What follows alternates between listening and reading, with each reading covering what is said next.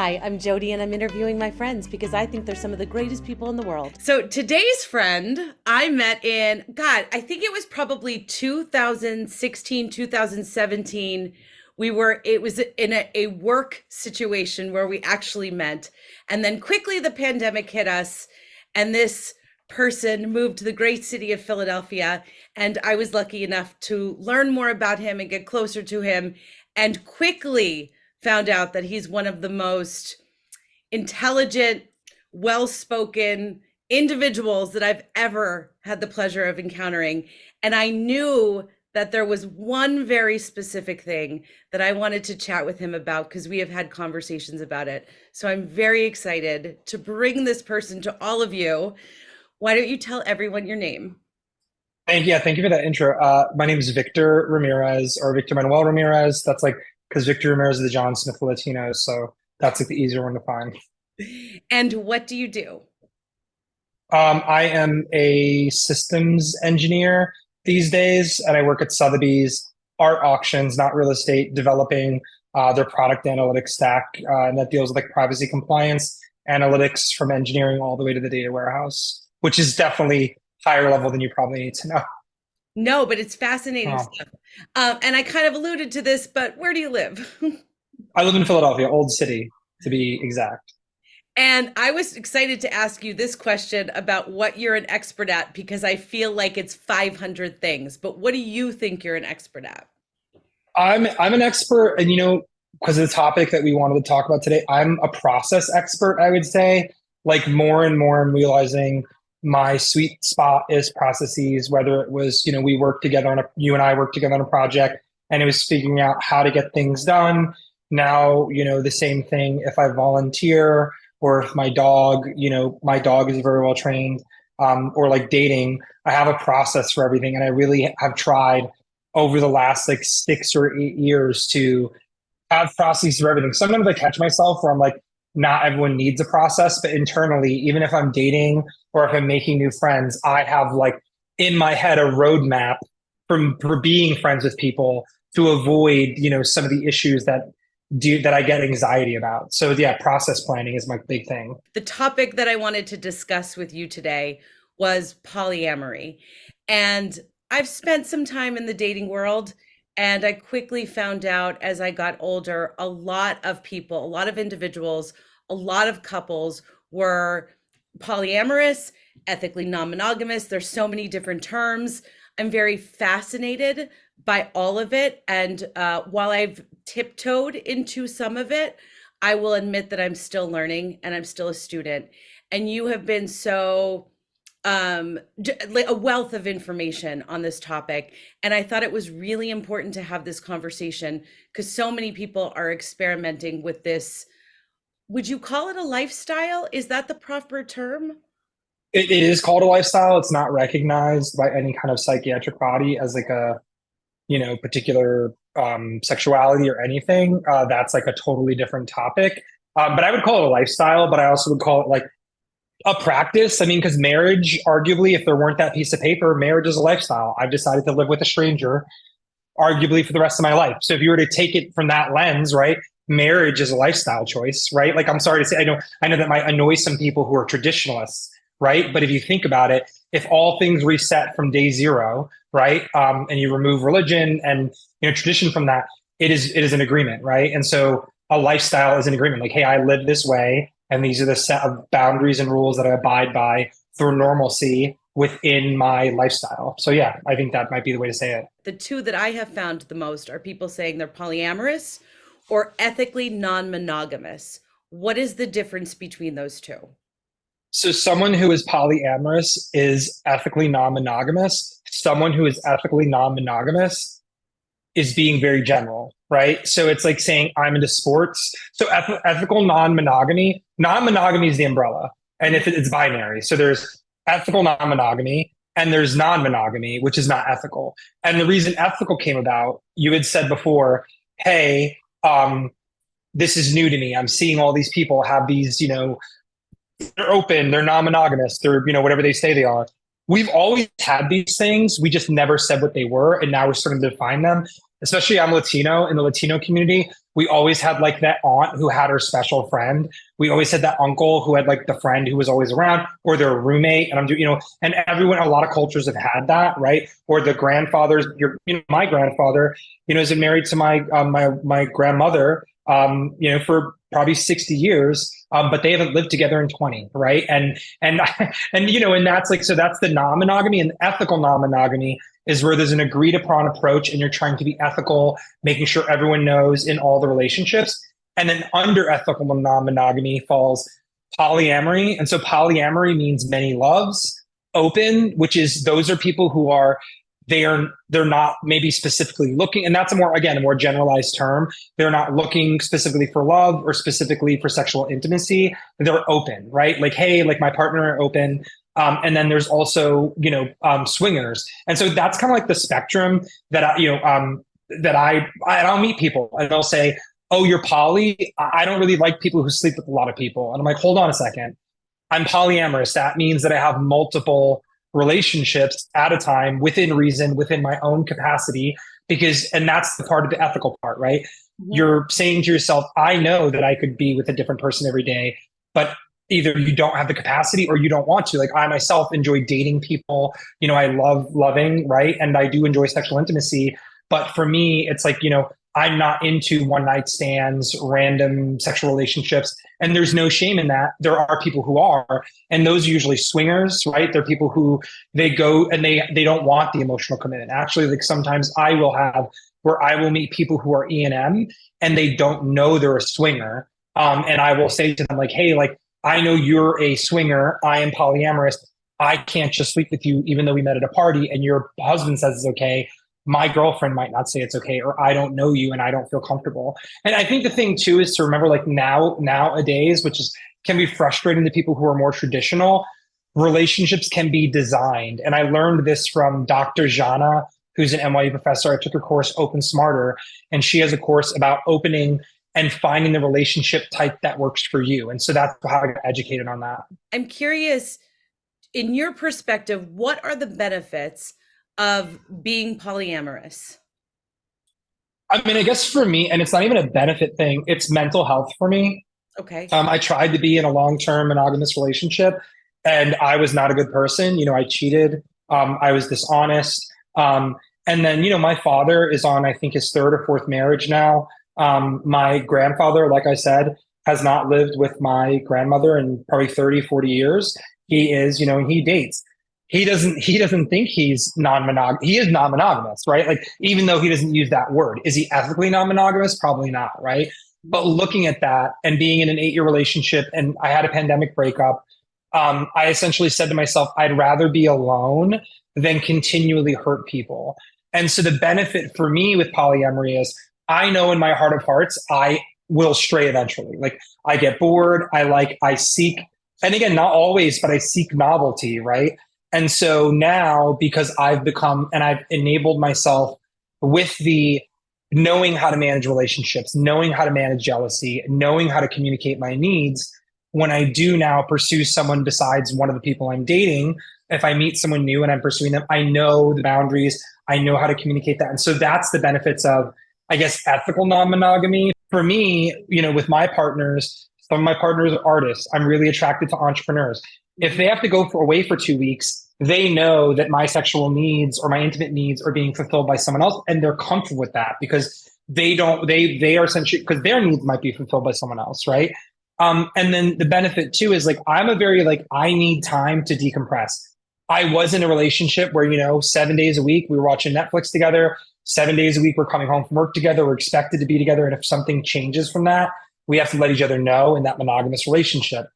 In my non-monogamous way of living, or polyamorous now, because multiple loves, I'm not really playing the field that often.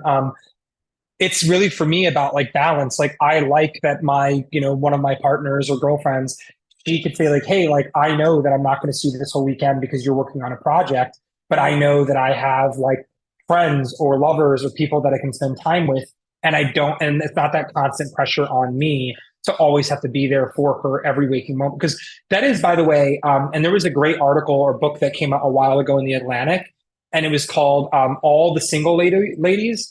And this is actually funny. They're now doing anthropologic work where they're looking at articles, and there was an also, let's say from the Catskills, right? It was this well-to-do family from the Catskills, and at the time, if everyone doesn't know, that was like the safe place for and watch Marvelous Miss Maisel, the safe place for Jewish people to go on summer vacations, right?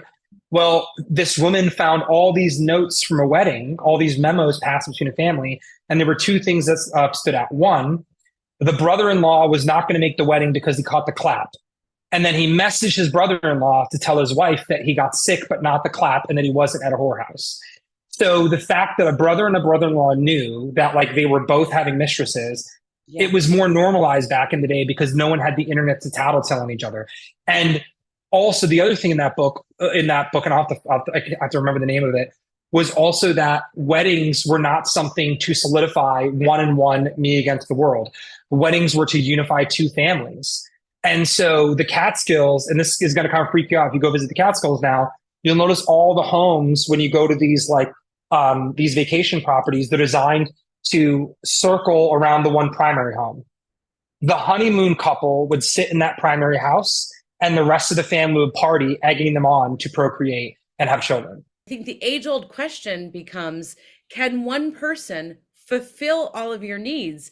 And why are we putting all that pressure on one person to do all that for someone else? With monogamy, sometimes it's this constant race to like get to you're on the relationship escalator, right? And sometimes with polyamory, it is nice to just be like, hey, like I'm not on the escalator. I'm just enjoying times with people and learning how to be a better person. And I think it prepares you if you do want to be like, I always joke, like, and I do get a lot of people that I date, they're like, I wish like you wanted kids in a family because it would be so easy with you. And, you know, and I got those skills from dating a lot and being poly and trying to do better about it. Where do you think that polyamorous relationships fall apart typically? When people aren't doing the work. So polyamory, I will argue, is hard, right? And I don't mind it. So for me, I would rather, and this is for me because then I realize why I can't. The sitting and doing, and again, I'm not knocking if this is what people are into, that's fine, because you don't want to yuck anyone else's yum. But the idea of getting into a relationship and then you know, watching Netflix every day, cooking meals together every day, to me, that's like, wow, like I have a robust friendships outside of, you know, this relationship. Like I don't want to do that. So I'd rather say like, hey, and this is what I do in my relationships and very common in poly relationships. I have a date night, right? So like Tuesday, I have my one partner, that's our date night. Wednesdays are other date night. And the way date night works, it's like, hey, first order refusal. If something comes up for work, they have to let me know. You know, they don't just go and make other plans. And those are ways to also create commitment, because usually, and not to insult monogamy, but sometimes the commitment is just like, I don't sleep with other people. What else do you want from me? And you'll have a guy or a woman who doesn't even plan a dinner, plan a date, show up for anything. And they're like, well, I'm not sleeping with anyone else. What else did you want? Right. And that's where poly relationships fall apart, where like someone just, all they do is make the change of, well, now I'm sleeping with a lot of people, but I'm still not being a good partner. It's like, there's so many reasons, but one is not being prepared and being like, hey, what am I going to do with my other partners that you will allow me to do, right? You have to negotiate, and all relationships are a negotiation, right? As much as monogamous people would say, well, we don't negotiate. Sure you do. You negotiate whose family do we go for Thanksgiving? What family members do we have to suffer over Christmas? Are we going to cook a vegan Thanksgiving, or are we going to do a real thing, you know, like a meat, right? So there's compromises, right? And I think the minute sex enters, people just get weird. Remove the sex, right? And say, okay, I like Dungeons and Dragons. You hate tabletop games. You like, you know, to go to sports games. I like to sit home and go to sleep, right? And so like you have to find things in common. And if that isn't already working, it's not, poly doesn't solve it, right? Being like the poly successful person in my group of friends, I've had women come to me and they're like, hey, so I've been dating this guy for 2 months. And then now he's like, hey, so I didn't tell you because I really don't have to, but I'm poly and I'm married and my wife knows. Mm-hmm. That is like the most horrible example of poly, because that person essentially, they lied to my friend because my friend didn't get to make the decision at the time, right? And so that's where poly falls apart. Don't meet a new person and then say, hey, my partner, I met this new person 6 months ago and we're going to go to China together. We're going to go on travel together. And then your partner's like, what the hell? Like you're uplifting my life. I have a lot of friends who are polyamorous now, and I have some rapid fire questions that they have actually given me to ask you because I had been telling them that I was going to be speaking to you about this. And I don't know any of these things. This was all new to me, so I'm very curious. What do you think of kitchen table poly? First of all, what is that? So kitchen table poly, and I'll be honest, I'm starting to dislike it. So kitchen table poly is the idea that you and your partners are dating multiple people and you all hang out, right? And so I might be dating one woman, and that one woman might have a boyfriend, and I might be dating another woman and she might have a girlfriend, and that's five people, and the five of us are all gonna get dinner together, right? But the one thing that I find is that like not everyone gets along, right? Like you have, and I think, and for me, I've been giving people advice, and there actually, unfortunately, there's not a lot of great advice on kitchen table poly because most of the people who do write about it celebrate it. But as an anxious individual, I'm going to give the real on it. If you don't know, like I've had friends who like I like them, but I don't not like their friend, but I don't want to have dinner with their friend. I have friends who I like their friend, but I don't find their friend attractive. And my issue with kitchen table poly is there are people who push it as a way to get everyone on there, and they expect everyone to be on their page. Okay? So kitchen table poly, my opinion on it, aspirational, not always a great idea. Relationship anarchy poly. What is that? Again, in my opinion, I find relationship anarchy unrealistic, because relationship anarchy is that it's I don't have a primary, I don't put anyone above anyone, I don't I'm allowed to go when I want. I feel like we could talk about this endlessly, and I have so many more questions, but I know you have been working on ways to educate people about the polyamorous lifestyle. Anything you can share yet about what is going to be happening? I'm working on a dating app. Yeah, so that I'm working on a dating app that essentially does just this. It surveys people similar to like a Hims or one of these online therapy portals. But what we're doing is asking people things like, "Hey," and here's a perfect question I think that people should ask before they start dating. Are you a daily texter? Are you an every 5 day texter? It doesn't matter. Or I don't text. And like each of those can determine the success of your relationship. And also then the question for that, the follow-up is, are you willing to do one of the other ones if it means a successful relationship, right? And so that is like this dating app is a prescriptive based dating app where you enter your information. It's called the pool. It's hopefully launching in the next, January. We want to be ready for the new year. And that's what this dating app is about. The pool. It's about finding people who have prepared themselves to date, because I think it was 50% of people on dating apps have no intention of meeting anyone ever, right? And then of that, like 70% are male, right? And so you're kicking the tires. And so this dating app is about screening just for those specific people who want to meet people, know what they're looking for. And that even is just great poly advice. Know what you're looking for, know who you're, know yourself and be ready to change. I don't know myself 100%. I've only been doing this 3 years successfully. And the way that I view things is changing all the time. I just want to say thank you so much. This was so helpful. I'm so excited to share this with everyone. I think you're just amazing and awesome. And I'm very grateful for you taking the time to chat with me today. Thank you.